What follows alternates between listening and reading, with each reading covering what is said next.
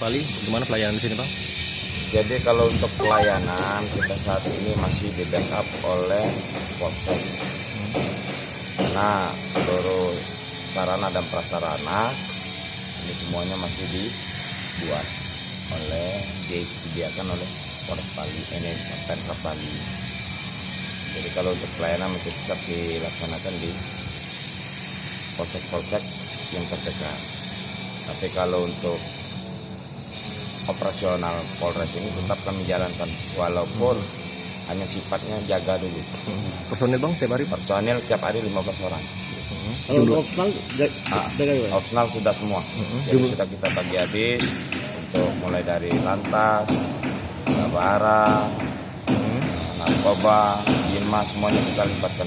Seluruhnya Bang total? Masuk yang cepat. Total seluruhnya personil? Total keseluruhan tiap hari 15 orang. Seluruh personal 66 ya. Jadi kalau untuk sementara waktu ini kerangka Polres ini jumlahnya 66 orang. Untuk Yang maksimalnya digeser dari Polres More ini. Untuk dari Polda baru ada PJU-nya 12 orang.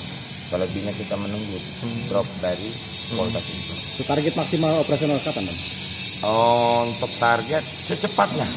Secepatnya kami tidak mau berandai-andai, secepatnya kami siap untuk melaksanakan kegiatan yang sudah dibuat oleh Pemkab Pali bahwa berdirinya Polres More ini Polres Pali ini untuk menjaga situasi kami biar lebih ofensif.